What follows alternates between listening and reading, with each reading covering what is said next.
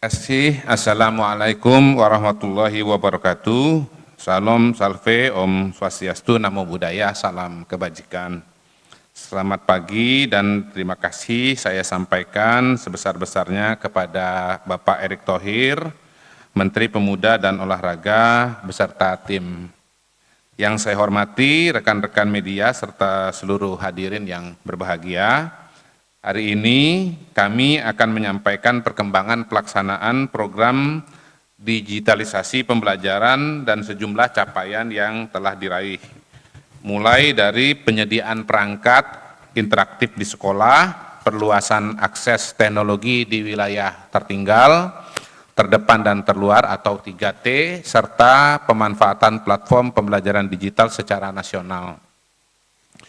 Program ini merupakan bagian dari komitmen pemerintah untuk memastikan seluruh anak-anak Indonesia dimanapun mereka berada mendapatkan pengalaman belajar yang berkualitas, modern, dan merata. Selain itu, kami juga akan menyampaikan update terkini mengenai kondisi kelistrikan nasional. Ini yang kemarin rame nih, Pak Erik. Menyangkut penjelasan mengenai gangguan pasokan listrik yang sempat terjadi di sistem kelistrikan Jawa Bali. Langkah-langkah pemulihan yang telah dilakukan serta kondisi kapasitas pembangkit dan roadmap pengembangan energi nasional menuju ekonomi hijau. Pada konferensi pers hari ini, seperti Bapak Ibu sekalian saksikan, kami juga menghadirkan abang saya, Erick Thohir, selaku Menteri Pemuda dan Olahraga, yang akan memaparkan keberhasilan penyelenggaraan ajang olahraga internasional di Indonesia, serta roadmap pengembangan olahraga nasional menuju pembinaan atlet yang berkelanjutan dan inklusif. Kemarin rame banget fotonya Pak Erick dengan John Hartman bersama Presiden, rame banget itu. Sebelum kita lanjutkan, mari kita saksikan terlebih dahulu video berikut ini. Kita memahami bahwa pendidikan dan teknologi, sains, ilmu pengetahuan adalah kunci keberhasilan, adalah kunci kemakmuran. Ini adalah program kita sebagai usaha kita, upaya kita untuk mempercepat transformasi pendidikan nasional kita.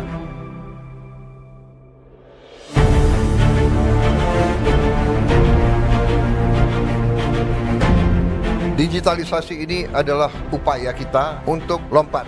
Ini salah satu cara untuk lompat dan mempercepat.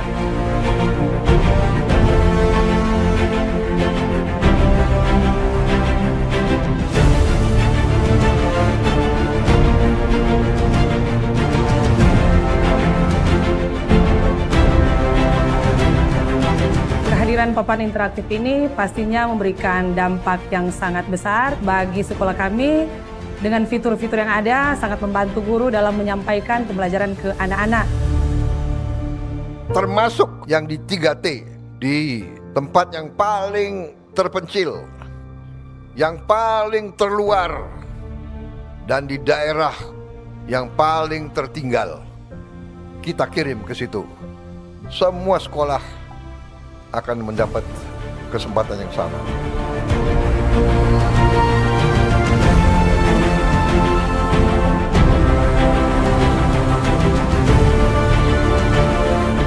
Pas belum ada papan digital itu seru, tapi kayak nggak ada gitu, nggak punya permainannya gitu. Dan pas punya papan digital bisa main sambil belajar dengan, pokoknya seru banget.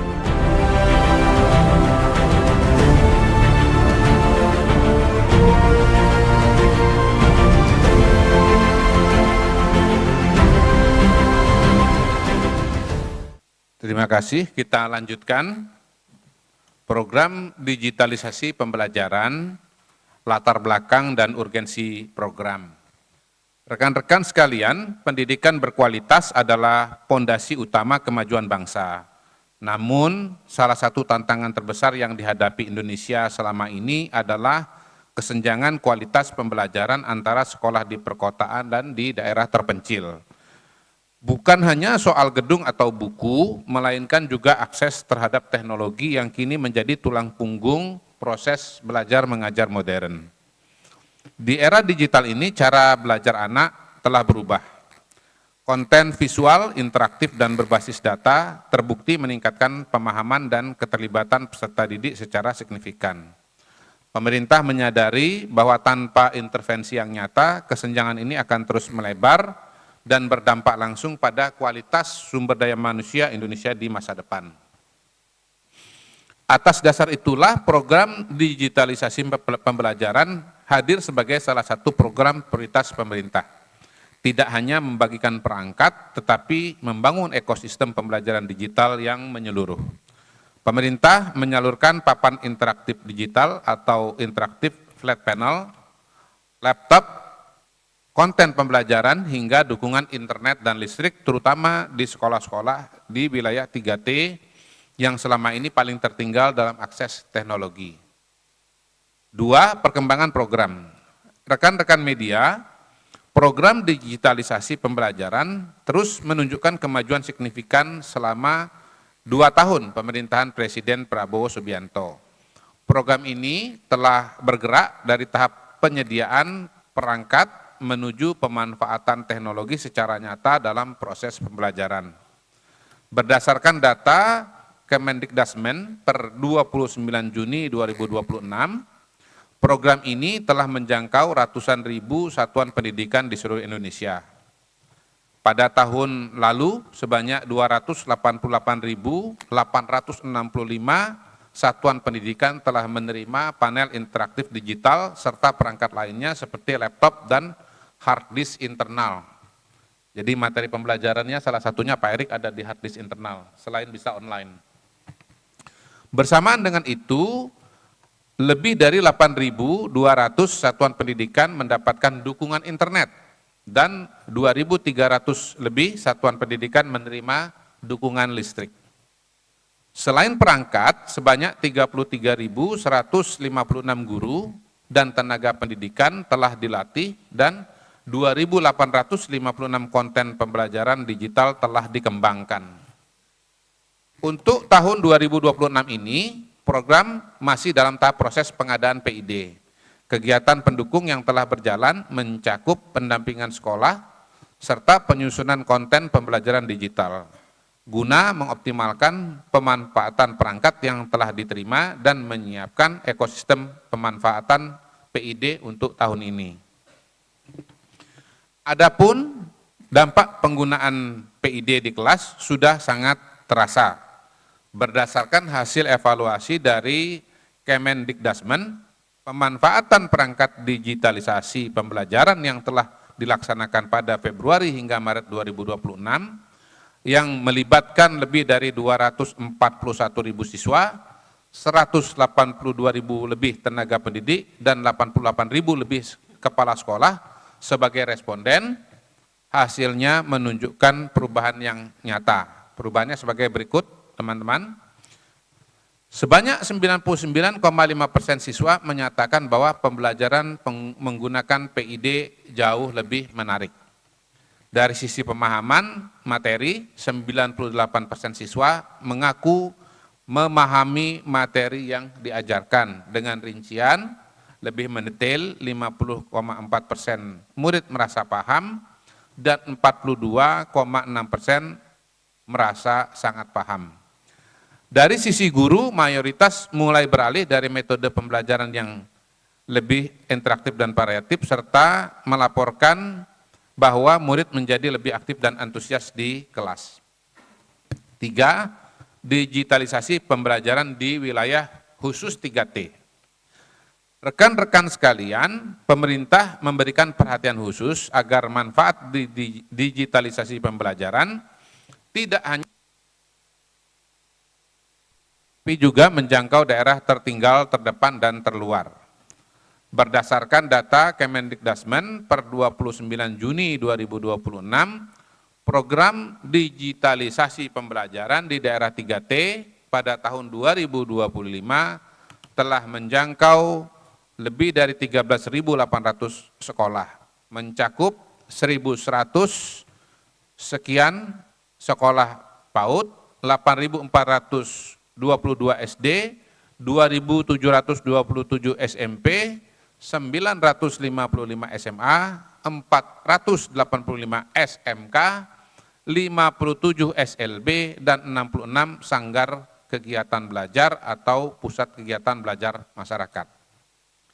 Wilayah penerima tersebar di sejumlah provinsi, antara lain Maluku, Maluku Utara, NTB, NTT, Papua, dan seluruh provinsi pemekaran Papua, Sulawesi Tengah, Sumatera Selatan, Sumatera Utara, dan Lampung.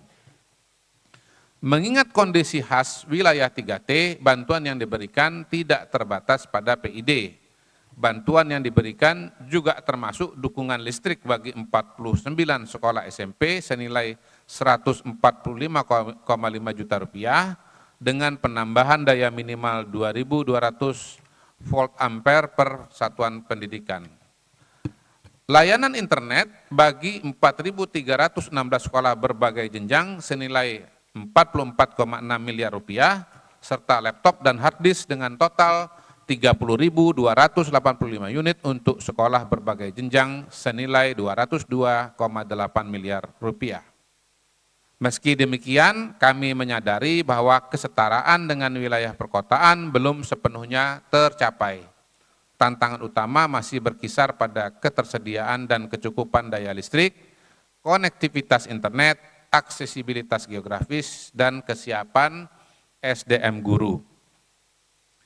Karena itu, arah digitalisasi pembelajaran pada tahun 2026 tidak hanya menambah jumlah perangkat PID, tapi juga memperkuat infrastruktur listrik dan internet, meningkatkan pelatihan guru, mengembangkan konten digital, mengintegrasikan platform rumah pendidikan dan learning management system, serta memperkuat pendampingan pemanfaatan perangkat langsung di sekolah. 4. Koneksi internet dan penggunaan platform pembelajaran digital. Dalam hal konektivitas internet, untuk dukungan program digitalisasi pembelajaran pada tahun 2025 tercatat sebanyak 8.265 sekolah menjadi penerima akses internet. Dalam perencanaan 2026 ini, sebanyak 16.557 satuan pendidikan menjadi target pemenuhan akses internet. Secara nasional, 77% satuan pendidikan di Indonesia saat ini telah memiliki akses internet. Sementara 23% lainnya masih belum terjangkau dan menjadi fokus perhatian ke depan. Sementara itu, untuk penggunaan platform pembelajaran digital, indikatornya dapat dilihat dari pemanfaatan ekosistem rumah pendidikan, yakni platform terpadu yang dikembangkan Kementerian Dikdasmen untuk mengintegrasikan berbagai layanan pendidikan digital dalam satu ekosistem rumah pendidikan.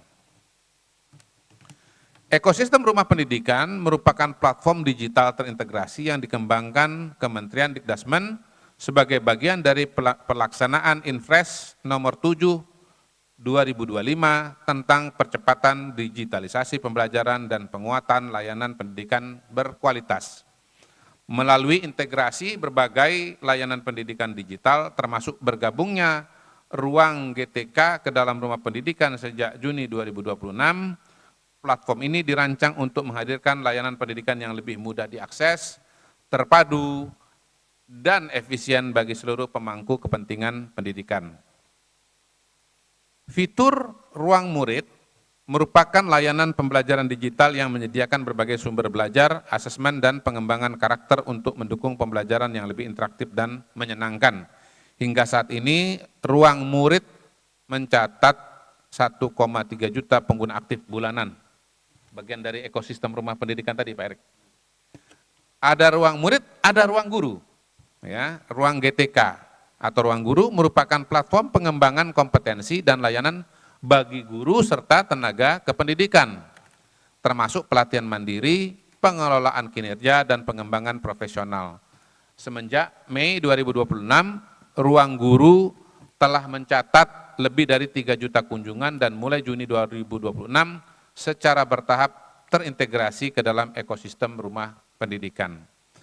Ruang Sekolah merupakan layanan digital yang mendukung pengelolaan satuan pendidikan berbasis data, termasuk melalui rapor pendidikan sebagai instrumen evaluasi dan peningkatan mutu pendidikan. Ini apakah rapotnya sekarang digital ya? Saya ingat dulu punya rapot fisik, Pak. Pernah suatu ketika ruang kelas kita kemalingan. Jadi rapot saya kelas 1, kelas 2 itu bolong, hilang datanya. Cerita masa lalu waktu masih SD. Hingga saat ini lebih dari 280.000 sekolah di seluruh Indonesia telah memanfaatkan ruang sekolah atau rapor pendidikan untuk mendukung pengambilan keputusan dan perbaikan kualitas pembelajaran. Kelima, anggaran program digitalisasi pembelajaran. Rekan-rekan media, untuk tahun 2026, anggaran yang telah tersedia pada DIPA, Dikdasmen, sebesar 105,54 miliar rupiah yang difokuskan untuk pendampingan atau bimbingan teknis digitalisasi pembelajaran bagi guru serta pembuatan konten pembelajaran. Realisasi anggaran hingga hari ini sebesar 56,4 miliar atau 53%.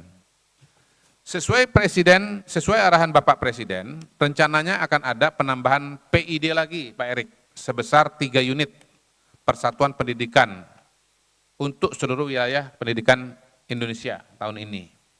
Maka perlu diajukan usulan anggaran belanja tambahan untuk penyediaan PID tahun 2026 kepada 268.393 satuan pendidikan. Namun penyediaan melalui ABT ini masih dalam proses persetujuan, sehingga serapan pengadaan PID tahun 2026 akan dilaporkan di kesempatan yang akan datang.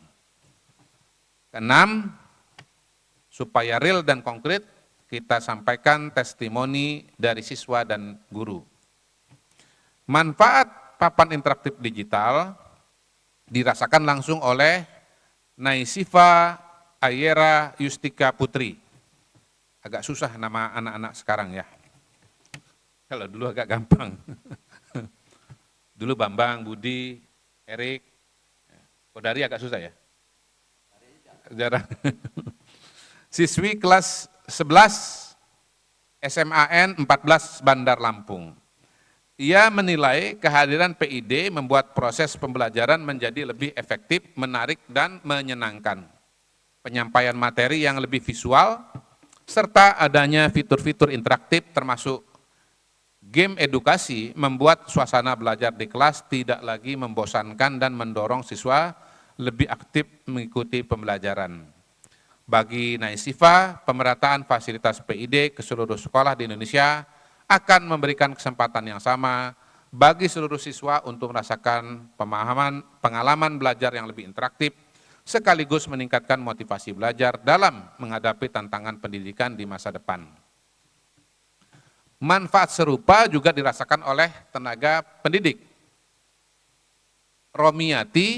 Ibu Romiati, guru kimia SMAN 14 Bandar Lampung, mengatakan kehadiran PID, saya SMA 2 Bandar Lampung dulu Pak Erik. Tambahan. Iya, Bandar Lampung. Mengatakan kehadiran PID sangat membantu proses pembelajaran di kelas karena membuat penyampaian materi menjadi lebih interaktif. Menurut Romiati, penggunaan PID membuat metode pembelajaran menjadi lebih beragam, di mana guru dapat menulis di papan tulis digital, memutar video edukasi, sekaligus membuka materi presentasi dalam satu waktu. Integrasi teknologi pendidikan juga diperkuat melalui optimalisasi akun belajar.id yang dimiliki para pendidik. Melalui akun tersebut, guru dapat menyimpan materi pembelajaran di Google Drive dengan kapasitas penyimpanan yang besar, serta mengakses berbagai layanan digital pemerintah, seperti fitur rumah pendidikan yang tadi sudah dijelaskan, menyediakan ruang guru, ruang murid, hingga media pembelajaran interaktif secara gratis. Demikian laporan mengenai digitalisasi pembelajaran. Sebelum kita lanjutkan ke topik berikutnya, kita saksikan terlebih dahulu video berikut ini.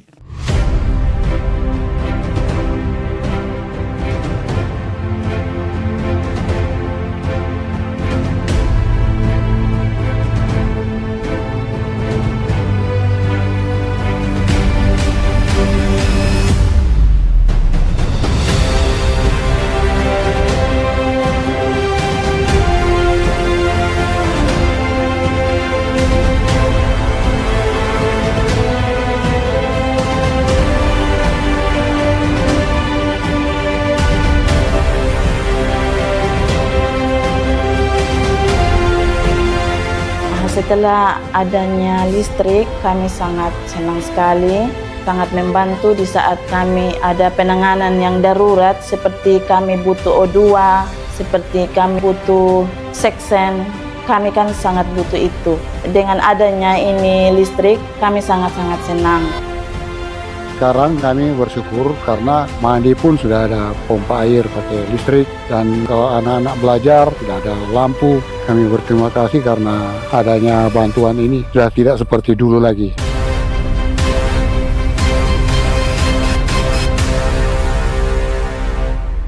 Baik, rekan-rekan, kita masuk ke topik kedua, yaitu masalah kelistrikan. 1. Latar belakang dan urgensi. Rekan-rekan, ketersediaan listrik yang stabil menjadi salah satu prasyarat utama keberlangsungan aktivitas masyarakat dan pembangunan nasional. Gangguan pada sistem kelistrikan tidak hanya berdampak pada kenyamanan masyarakat, tetapi juga berpengaruh langsung terhadap aktivitas ekonomi, layanan publik, dan kepercayaan investor. Karena itu, pemerintah memberikan perhatian penuh terhadap setiap gangguan yang terjadi dan memastikan pemulihan berlangsung cepat, terukur, dan transparan.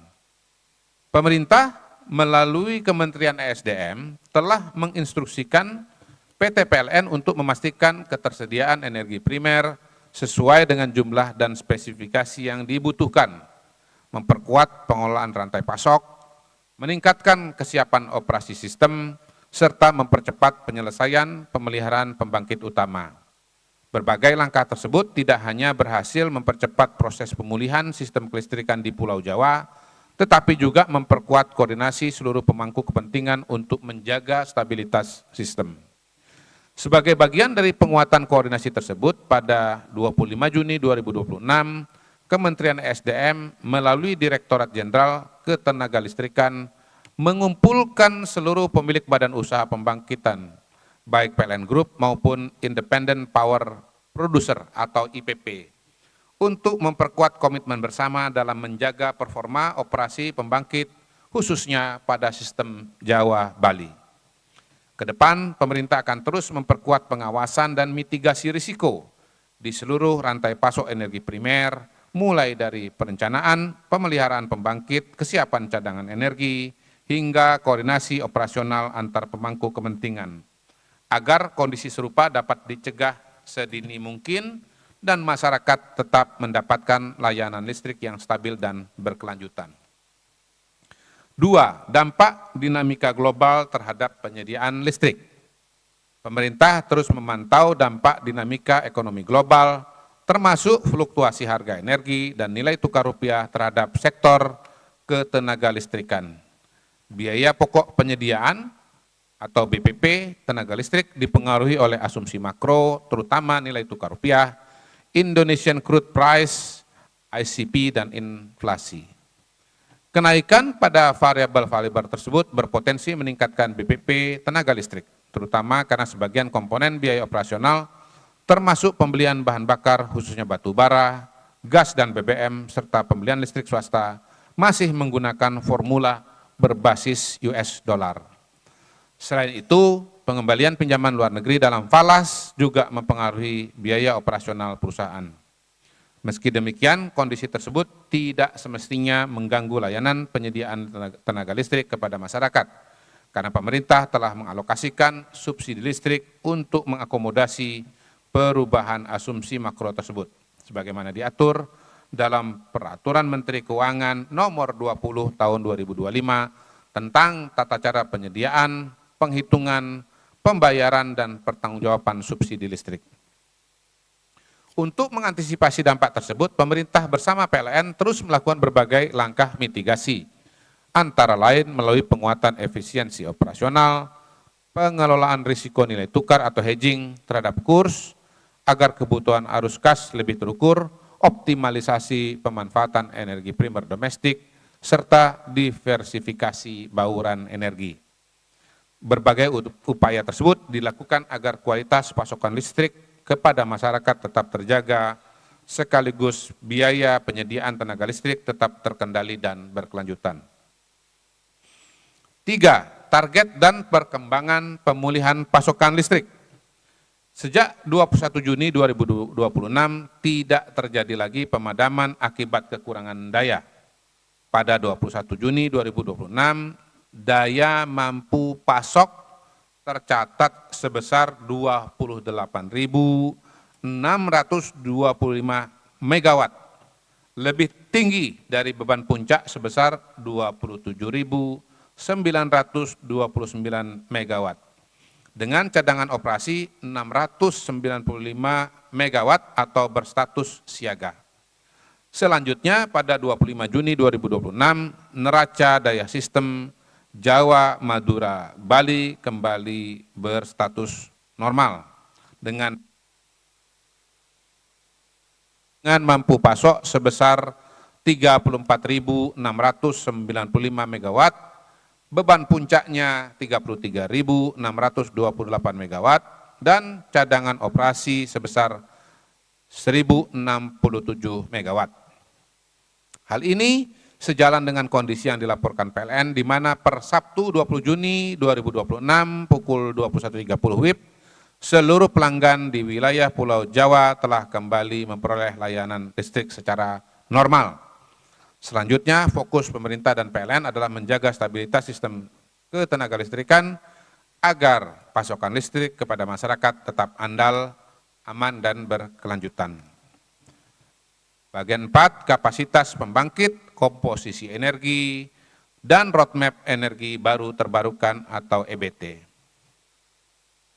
Secara umum, kapasitas pembangkit nasional masih memadai untuk memenuhi kebutuhan listrik masyarakat. Berdasarkan data Kementerian SDM, sampai dengan April 2026, kapasitas terpasang pembangkit listrik nasional mencapai sekitar 108 gigawatt. Terdiri dari pembangkit milik PT PLN dan IPP sebesar 79,05 gigawatt, pemegang wilayah usaha selain PLN sebesar 5,53 gigawatt, serta pembangkit untuk kepentingan sendiri atau captive power milik sektor industri sebesar 23,27 gigawatt. Pada sistem penyediaan tenaga listrik PLN termasuk IPP, kapasitas pembangkit terdiri dari pertama batu bara 43,6 gigawatt, 2 gas 21,53 gigawatt, 3 BBM 3,95 megawatt, dan 4 energi baru terbarukan 9,97 gigawatt.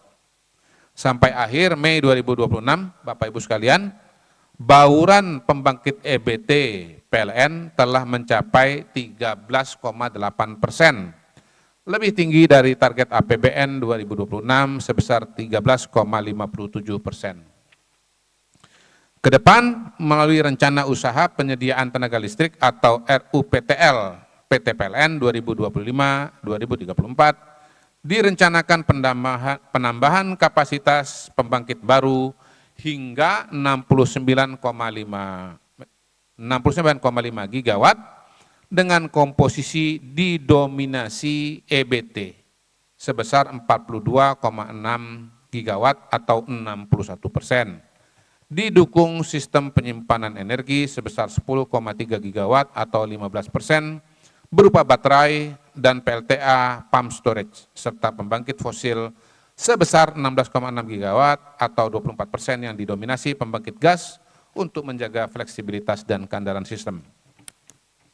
Sejalan dengan upaya diversifikasi energi dan pengurangan ketergantungan terhadap bahan bakar fosil, pemerintah mulai 1 Juli 2026 ini memberlakukan implementasi biodiesel B50, yakni campuran bahan bakar minyak jenis solar dengan minyak sawit sebesar 50%.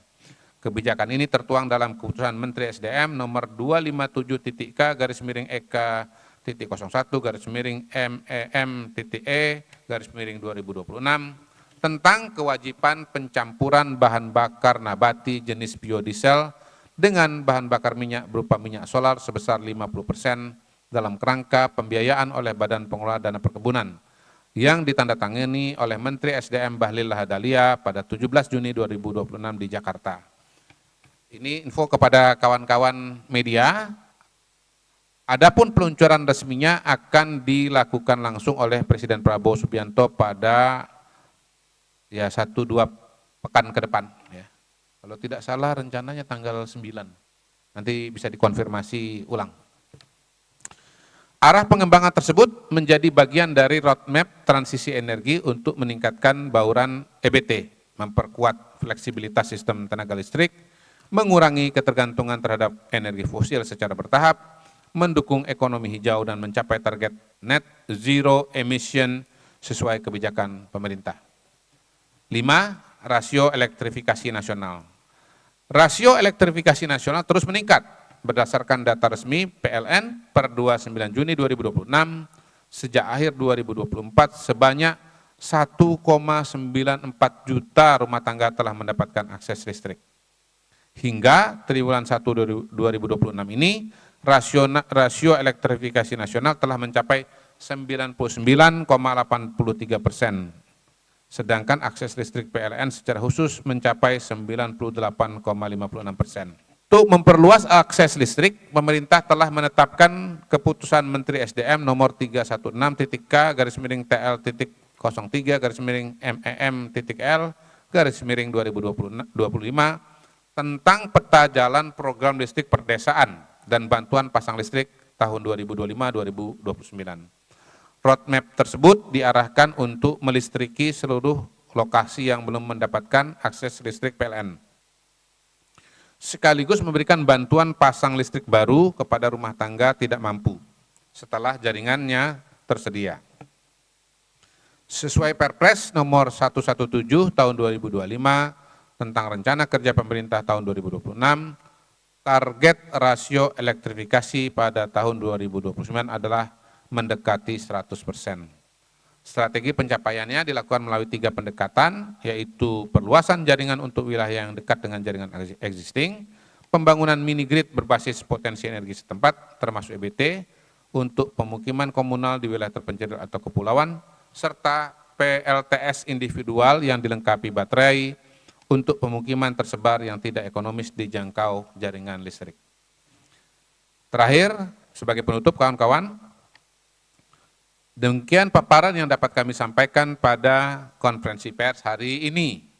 Program digitalisasi pembelajaran terus mencatatkan progres dari tahap penyediaan perangkat menuju pemanfaatan teknologi secara nyata dalam proses pembelajaran. Menjangkau ratusan ribu sekolah di seluruh Indonesia, termasuk wilayah 3T. Kedepan, pemerintah akan terus memperkuat infrastruktur pendukung pelatihan guru, serta pengembangan konten digital demi memastikan setiap anak Indonesia mendapatkan akses pendidikan yang berkualitas dan merata.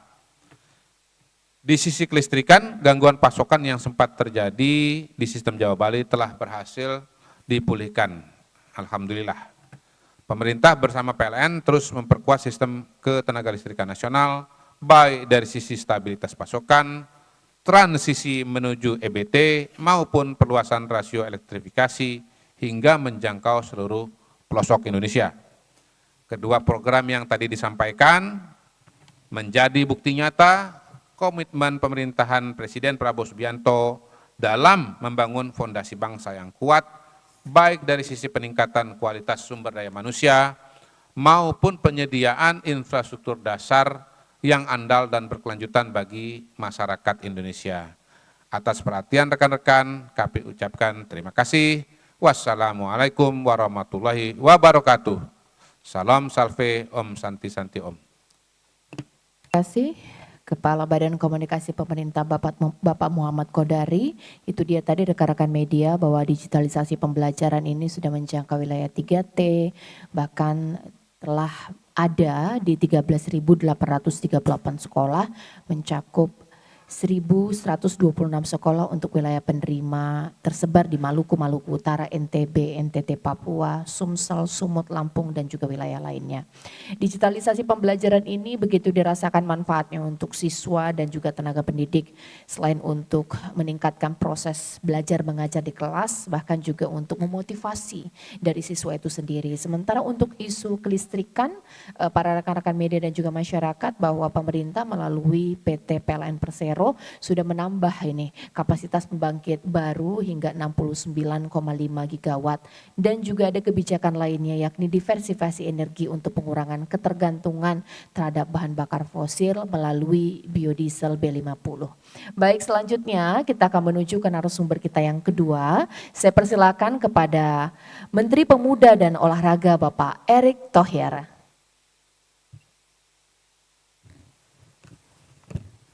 Assalamualaikum warahmatullahi wabarakatuh. Salam sejahtera untuk kita semua. Shalom, Om Swastiastu, Namo Buddhaya, salam kebajikan. Tentu sebuah kehormatan buat kami dari Kemenpora diundang Pak Kodari sebagai pimpinan Bakom. Dan memang kadang-kadang kita di olahraga nih seneng-seneng sedih. Ya, karena apa? Persepsinya selalu olahraga itu dilihat sebagai cost, sebagai ya beban. Tapi sebenarnya olahraga hari ini itu adalah sebuah revenue, sebuah pendapatan, sebuah national branding. Jadi ini paradigma ini yang kami dari Kemenpora sekarang sedang mencoba menyamakan mindset dengan seluruh pemangku kepentingan stakeholder. Nah, contoh aja, kalau kita bicara yang namanya pariwisata, orang kadang-kadang terlupakan salah satu komponen terbesar di pariwisata itu yang namanya sport tourism. Dan sport tourism itu, ini ada slide-nya nggak? Sport tourism itu nilainya itu kurang lebih ya untuk sport tourism sendiri itu hampir 625 miliar US dollar atau 9.700 sampai 9.800 triliun. Global. Besar itu. Dan growth-nya itu kalau dilihat kurang lebih 8%. Sekarang berapa negara di dunia yang punya growth ekonomi sampai 8%? Bapak Presiden ingin 8%. Artinya komponen daripada sport tourism ini mesti menjadi salah satu penonggak atau bagian daripada pertumbuhan ekonomi secara menyeluruh. Kita ada sumber daya alam tadi diceritakan. Kita ada yang namanya industrialisasi, ya, tapi orang terlupakan ini. Belum lagi sport industrinya, 521 miliar US dollar atau 8.000 triliun. Dan ini akan tumbuh 25% sampai 2032. Ini kan hal-hal yang saya rasa terlupakan. Contoh saja, kita bicara secara matematikal. Sekarang itu di Indonesia ada 104 event maraton. Nah, coba 104 runners, total runners itu 10,4 juta. Bayangkan berapa transaksi sepatu larinya. Ya, kalau saya ngelihat sekarang beberapa pameran olahraga ya itu sudah banyak mulai brand lokal gitu. Lalu kalau kita lihat menariknya kalau maraton ini weekend, jadi kota-kota besar yang merupakan bukan tujuan wisata seperti mungkin Jakarta, Medan, ya kemarin di Malang ada, itu hotelnya penuh. Karena bayangkan kayak di Bandung aja itu total pendaftarnya bisa 15.000 sampai 20.000. Nanti nih Mandalika yang disponsori oleh sebuah brand itu bisa 10.000. Kan mesti cari hotel. Dan biasanya habis lari maem, ya makan kan, makan-makan. Nah ini perputaran ekonomi yang kadang-kadang kita lupakan. Lalu juga event besar seperti MotoGP. Kenapa orang berlomba-lomba ngambil F1? Saya dengar Malaysia sudah ambil lagi MotoGP. Ya, bahkan Singapura pada saat kita MotoGP, ini tahun kemarin disamakan sama F1. Harinya. Artinya apa? Market kita besar. Makanya ditabrak event besar kita, ditabrak sama event besar lainnya, F1. Nah itu realita. Iya, iya F1-nya disamakan harinya dengan MotoGP. Padahal impact dari MotoGP itu sekarang sudah 4,9 triliun. Itu. Kalau kita sekarang ke Mandalika, itu restoran sudah mulai banyak di pesisir Kuta Mandalika. Orang investasi villa di sana sudah mulai banyak. Artinya apa? Ketika ada yang namanya MotoGP, itu nanti atraksi wisata lainnya akan terisi di Gili Trawangan, atau ada wisata religi di sana juga banyak cerita-cerita penyebaran Islam. Kalau kita bicara mengenai kerajaan kuno, Lombok itu dulu footprintnya di bawah kerajaan Karangasem Bali. Itu ada cerita-cerita yang, makanya kalau kita ke sana kan tariannya ada Balinya juga sedikit itu. Nah, hal ini sebuah event besar, impact olahraga, itu akan menurunkan juga yang namanya tetesan uang ke subjek wisata lainnya. Iya, multiplier efeknya terjadi. Nah, lalu kita bicara lagi, surfing, hiking. Itu kita berapa banyak kita masuk kategori titik surfing di dunia. Ada 3, Banyuwangi, di Lampung ada, Krui, ya kan. Ini titik-titik yang belum tereksplorisasi. Hiking, gunung kita luar biasa. Nah ini belum seperti tadi yang kita lihat menjadi sebuah potensi. Terus liga-liga. Perputaran liga sepak bola itu sekarang kurang lebih di 700 miliaran. Bola basket itu mungkin 60 miliaran. Ini belum pengeluaran klub-klub ya, ini baru si liganya. Bayangkan kalau di Indonesia itu ada 9 liga.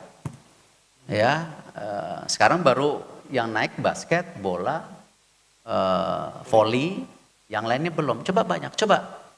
Ini kalau 521 billion, ya 40% tuh di Amerika. Karena apa? Ada liga basketnya NBA, ada liga baseballnya, seluruh pemain terbaik di dunia main basket, main baseball di Amerika. Nah ini, jadi perspektif ini yang kita di Kemenpora ingin ingatkan bahwa ini bukan cost center, tapi ini revenue opportunity. Apalagi Bapak Presiden dalam statementnya berapa kali jelas bahwa dalam pembangunan sebuah negara, olahraga adalah satu cermin dari keberhasilan negara tersebut. Olahragawan yang dipilih mewakili suatu negara adalah tanda bahwa bangsa itu kuat. Itu yang sekarang kita bilang, bahwa kita sekarang olahraga bukan hanya sebagai duta bangsa, tapi mencerminkan kedikdayaan. Coba, saya tadi gosip-gosip sama Pak Kodari, nonton Piala Dunia enggak? Saya udah 70% nonton Piala Dunia nih. Sampai nonton di TVRI juga kemarin, yang Argentina. Ya. Tapi lihat, ketika Kongo main, orang kan pasti, kalau saya, Kongo, kita tahu lah Kongo. Ini pemainnya main di mana? Oh, Wan-Bissaka, West Ham. Oh, gitu kan? Itu kan dengan itu ada attachment national branding yang tercipta secara tidak langsung. Dan kita sudah lihat membuktikan bahwa kemarin volley juara Asia viral. Mereka ngalahin Korea 3-0. Petenis kita yang lagi naik daun sekarang, Janice Chen, yang sudah lama dulu kita bicara Yayu Basuki. Ditulisnya from Indonesia, main di Wimbledon kemarin. Itu national branding. Futsal kita masuk final. Ya, kemarin kita alhamdulillah di SEA Games setelah 32 tahun. Ya, kita ranking 2 karena nggak main di Indonesia kan. Para games kita, juara olimpiadenya berapa banyak? Juara bulu tangkis, panjat tebing, itu mereka benar-benar national branding ketika olimpiade terakhir di Paris. Bayangkan, Frederick itu merah putih, sebelah kirinya bendera Cina, kalau nggak salah, sebelah kanan bendera Amerika, panjat tebing. Itu dua simbol ekonomi dunia, simbol juga ya geopolitik power, kita ada di tengah gitu. Itu luar biasa. Nah, jadi tolong olahraga ini bukan cost center, tapi ini investment yang menghasilkan revenue, ya, dan data-datanya ada, dan ini national branding kita jadi mahal karena olahraga. Karena itu Bapak Presiden selalu bilang deep state. Ini bagaimana kita harus perbaikin apa? Kita di Kemenpora lakukan deregulasi. Bayangkan, ini waktu saya masuk Kemenpora, ada 191 aturan Kemenpora, 1.500 pasal. Ya, saya sama tim saya di Kemenpora kemarin joke nih, nggak apa-apa ya. Ayo, siapa yang bisa berdiri di depan? Saya bilang, saya mau kasih hadiah. Kan boleh dong, kasih liburan, kasih tiket pesawat, hotel. Wah, saya provide. Ya, tapi tolong jelaskan 191 dan 1.500 pasal ini dalam waktu 3 jam. Saya pengen ngerti, dibaca nggak? Nggak ada yang berani. Gimana kita Kemenpora sebagai service? Ya, kalau saya selalu memposisikan kementerian kita itu pelayan kepada rakyat dan masyarakat. Khususnya kalau ini tentu di olahraga dan kepemudaan. Kita sendiri mau melayani, kita tidak tahu SOP kita. Kan mesti ada. Kita buka restoran, kita bekerja di service, di pesawat terbang, kan kita mesti tahu SOP kita. Nah, ini nggak ada yang hafal. Kalau kita aja di Kemenpora tidak hafal, gimana counterpart kita? Alhamdulillah, Pak Presiden mendukung penuh deregulasi ini. Ya, kemarin kita kerja keras, hampir 3 bulan, akhirnya di-approve oleh Menkum, sudah resmi Permenpora. Yang terbaru hanya 4 dari 191 menjadi 4. Dari 1.500 menjadi 600 pasal, masih tebal juga sih. 600 pasal. Nah, tapi ini udah step yang kita lakukan bahwa bagaimana kita di sini akan ada peningkatan prestasi. Isu-isu mengenai kepemudaan dan olahraga yang mungkin saya cukup kompleks kalau saya jelaskan satu persatu. Tetapi slide berikutnya ini yang menarik. Ini data real. Ketika pemerintah atau kementerian menderegulasi, ini ada impact-nya. Turunkan inflasi. Nah, ini kan penting kalau kita bicara ekonomi.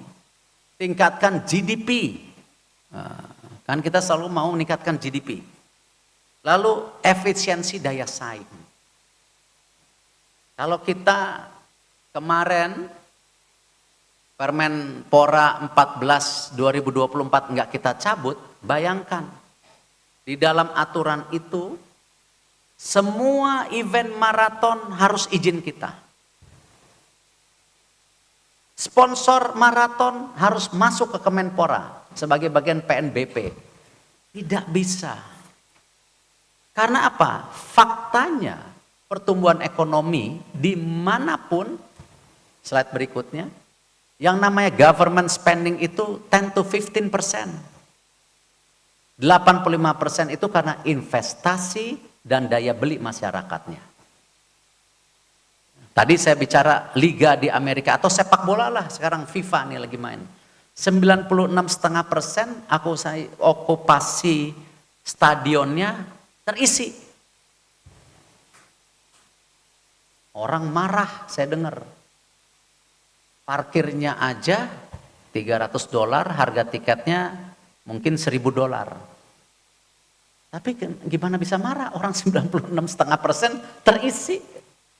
Kecuali kontraproduktif, ya, penonton di lapangan bolanya cuma 30%, berarti ini laku tiketnya. Belum orang beli hotdog, belum beli apa-apa. Pemerintah Amerika mungkin bayar hosting fee-nya, tapi ininya kan ada impact-nya. Nah itulah kenapa kita menderogasi, karena kita ingin kita tumbuh bersama pemerintah, swasta, dan daya beli masyarakat. Itu yang kita lakukan. Lalu alhamdulillah juga kembali selalu menjadi obstacle kita untuk kemajuan, yaitu tadi overlapping aturan di antar kementerian. Jadi kita sudah menderegulasi, tapi kita juga kembali, Bapak Presiden selalu efisien, tepat sasaran, mana tolak ukurnya. Ya, kita duduk dengan Menteri Pendidikan Dasar dan Menengah. Ya, buat apa Kemenpora ada pekan olahraga pelajar? Karena kenapa? Kemendistasmen, Pak Mufti juga punya pekan olahraga pelajar. Ngapain kita bersaing double-double? Mendingan kita bersinergi. Nah, alhamdulillah sudah terjadi penandatanganan. Tetapi saya bilang, Pak, yang namanya menggiatkan olahraga itu perlu yang namanya pelatih dan wasit. Boleh enggak? Itu di kami. Terbuka, Pak Menteri. Tapi itu pun di kami pun tidak berarti Kemenpora mengerti melatih pelatih, bohong, udahlah. Kita bekerja sama dengan cabang-cabang olahraganya yang mengerti kepelatihan sesuai dengan standar internasional. Jadi kita hanya agregator. Nanti yang melatih cabang-cabang olahraganya kita mensertified dengan Kementerian tadi Pendidikan Dasar Menengah. Apalagi tadi saya baru dapat dari Pak Kodari, ini langsung tadi saya WA tim saya. Saya minta data presentasinya. Kenapa? Dengan digitalisasi ini mempermudah sertifikasi saya nanti. Yang namanya tadi ruang guru. Jadi Pak Kodari baca, saya catat Pak. Gitu. Ruang guru. Artinya ini akan terjadi ya dengan cepat nih. Standar pendidikan voli, bulu tangkis begini. Itu kita dorong. Nah, exciting nih jadi kita nih, ya kan? Lalu kerjasama dengan Kementerian Pendidikan Saintek sama Prof. Brian. Kita ngapain ada pekan olahraga mahasiswa? Beliau juga udah punya. Jadi jangan sampai kita hanya menghabiskan anggaran tapi tidak efektif. Nah, tapi saya minta apa? Student athlete. Tetap di kami Pak. Bapak sediakan student athletes-nya ya supaya para olahragawan ini bisa dapat scholarship baik di dalam dan di luar negeri. Alhamdulillah dikasih di dalam negeri 100, di luar negeri 100. Supaya apa? Kita bisa mempersiapkan tadi ya masa depan olahragawan kita. Lalu, nah di sini contoh ya, kita juga tidak mau tersegmentasi hanya atlet. Kembali, balik, kecepatan. Bahwa ada juga tenaga olahraganya. Ada juga sport manajemennya. Atlet sebagai core, tetapi harus ada tadi para pendampingnya yang namanya pelatih, sport management untuk menggrow yang namanya kompetisi itu. Lalu juga Bapak Presiden minta jangan hanya kita memikirkan tadi ketika atlet berjaya. Nah, kita sekarang sedang menggodok, ya ini cukup kompleks, yang namanya dana pensiun atlet. Karena apa? Atlet itu berkarir hanya pada usia, mungkin karena sekarang dengan teknologi ya, banyak juga atlet masih main sampai umur 40, tetapi dibandingkan banyak pekerjaan lain yang bisa pensiun di umur 50, 60, mereka lebih muda. Artinya mereka harus punya dana pensiun. Tetapi beberapa catatan yang kemarin kita sudah diskusikan dengan Kejaksaan, BPKP, dan juga pakar-pakar, jangan sampai dana pensiun ini jadi koruptif lagi, karena kita sudah banyak sejarah dana pensiun itu dikorupsi. Uang pensiunan dikorupsi. Udah banyak sejarahnya. Nah, apalagi ada kompleksitas. Karena kalau kebanyakan dana pensiun itu ada potongan gaji bulanan. Nah, atlet nggak ada gaji bulanan. Dia ada uang juara, dia ada uang apa. Nah, ini yang kita sedang menggodok bagaimana mencari ya jalan keluar dana pensiun ini bisa continue, sustain, bukan hanya lucu-lucuan. Makanya kita benchmarking kemarin dengan Malaysia seperti apa, dengan India seperti apa. Kalau Malaysia, India bisa, masa negara kita, bangsa yang besar ini tidak bisa?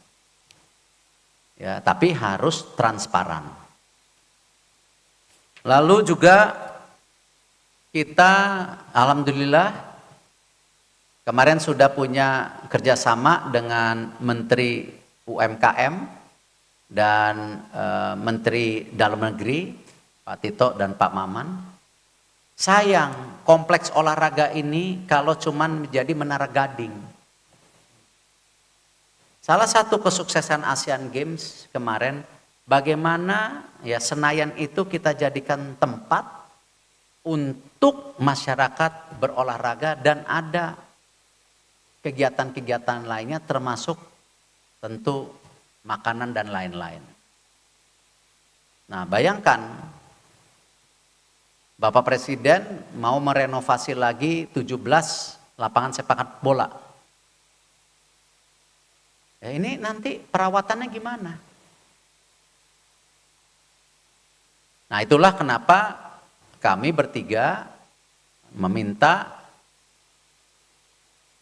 keterbukaan hati pemerintah daerah dan tentu tim dari Kementerian Keuangan bahwa aset-aset ini bisa dikerjasamakan dengan klub olahraga atau private sector. Toh, dengan kerjasama ini asetnya terjaga, nggak hilang. Tetapi ongkos perawatan tahunan yang membebani daripada pemerintah daerah yang hari ini terus diefisienkan, itu sehingga tidak ada di dalam tentu budgetnya. Karena apa? Pihak yang bekerja sama harus menanggung dan nanti ada profit sharing kalau ada keuntungannya. Nah, belum lagi kalau kegiatan itu rame buat jogging, buat macam-macam di sekitar stadion itu, ada UMKM yang bisa berjualan. Nah, karena itulah kita ajak Menteri UMKM. Nah, kita sudah tanda tangan, ya kita tinggal menunggu kemudahan ya transfer aset atau kerjasama ini dari Kementerian PU, Kementerian Keuangan. Nah, kita akan coba bicarakan langsung ya. Negara lain ada kok, itu San Siro, Inter Milan, AC Milan bisa. Di Amerika banyak, Paris Saint-Germain juga gitu, asetnya punya pemerintah. Tapi daripada mangkrak, sudah berapa banyak stadion yang dibangun juga saat PON itu mangkrak. Makanya Bapak Presiden tidak mau ada pembangunan lagi yang namanya fasilitas olahraga yang tidak diperlukan. Karena itu pemborosan. Dan kita banyak petanya ini tidak maksimal. Lalu juga penting pelatnas multi years. Tidak ada penciptaan atlet ya dengan waktu singkat. Tidak ada. Kita mau Olimpiade 2032. Atletnya harus dididik dari sekarang. Tidak ada bahwa atletnya nanti sebulan sebelum Olimpiade kita latih, tidak ada. Dan kita harus berkaca diri. Filipina bisa 2 medali emas Olimpiade dari gimnastik. Karena atletnya berlatih di Jepang selama 6 tahun, baru nanti bisa berhasil.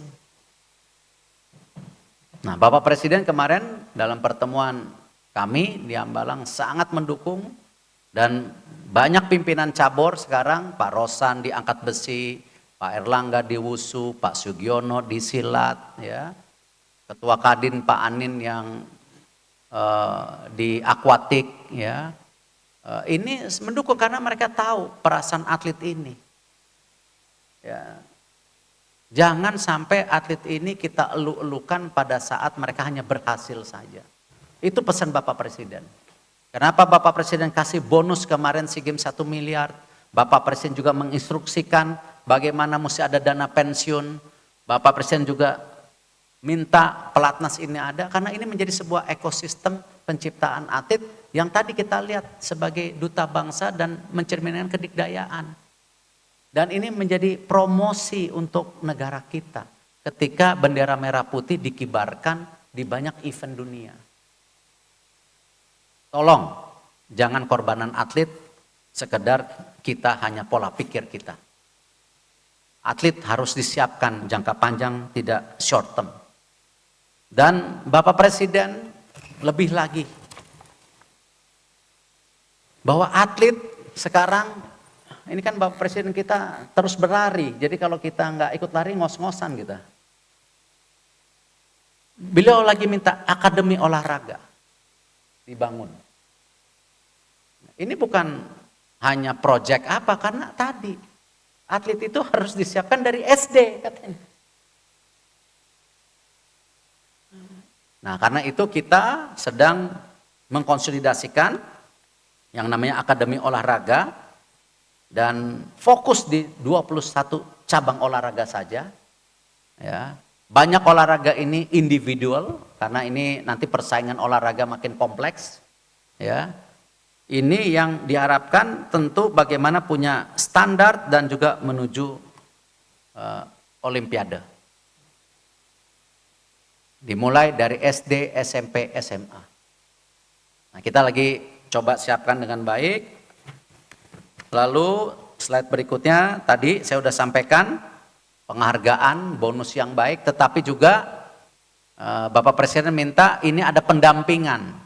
Jangan hanya bonus, tapi kita sudah lakukan yang namanya literasi finansial. Jadi sebelum bonusnya cair, itu kita ajarkan mereka bagaimana menabung, bagaimana juga invest, ya, karena kita lihat atlet-atlet dunia juga banyak yang kaya-kaya tapi 90% bangkrut. Karena mereka tidak tahu memanage keuangannya. Nah, ini kita dorong. Makanya ada literasi keuangan, lalu baru dananya dicairkan. Jadi mereka punya fondasi. Lalu kita juga sedang melakukan perbaikan ekosistem kebijakan olahraga nasional dengan adanya DBON, yaitu rencana olahraga nasional. Seperti apa? Supaya tadi blueprint yang sedang dibangun, yang sudah diimplementasi secara real, ya. Jadi ini bukan hanya mimpi, tapi sudah real. Tetapi tentu ada payung hukumnya, harus. Ya, inilah kenapa DBON sedang kita lakukan. Dan juga kita sekarang mendorong juga tadi bagaimana juga verifikasi instruktur nanti di High Rocks, di yoga, di mana-mana semua dipermudahkan, ya. Jangan ada lagi organisasi-organisasi, ya, orang minta rekomendasi dipersulit. Minta rekomendasi ada uang di bawah tangan. Dari Kemenpora sudah saya pastikan tidak ada. Kalau ada nanti kita yang ambil sendiri. Ya, kita laporkan sendiri. Tetapi organisasi yang ada di Indonesia tidak boleh mempersulit hal ini. Karena kita ingin tumbuh, ingin cepat ada perkembangannya. Lalu juga yang terakhir ini yang tidak kalah pentingnya, saudara-saudara kita yang sempurna tidak boleh dilupakan. Disabilitas. Mereka jumlahnya ada 25,9 juta. 11% aktif berolahraga. Artinya apa? Kita harus memberikan kesempatan yang sama. Nah, karena ini kami juga sudah melakukan sama seperti tadi sertifikasi ya. Untuk para atlet disabilitas yang sudah meraih medali-medali ini, ya baik di Olimpiade ini, kita minta mereka memperpanjang lifetime daripada capability mereka dengan menjadi guru-guru olahraga. Sehingga ya kita terus bisa menelurkan daripada sahabat-sahabat kita, masyarakat kita yang disabilitas, yaitu punya kesempatan yang sama dengan kita. Karena mereka sempurna. Nah, program-program ini kita dorong dan mudah-mudahan kita bisa terus tingkatkan kuotanya. Dan tentu saya mengucapkan sekali lagi terima kasih. Bapak Presiden punya direktif yang jelas. Kami sebagai pembantu juga kerjanya enak. Sehingga apa? Mimpi besar daripada Indonesia menjadi negara yang besar melalui tentu yang namanya sport tourism, sport industri, apapun olahraga prestasi bisa menjadi kenyataan. Terima kasih. Wassalamualaikum warahmatullahi wabarakatuh.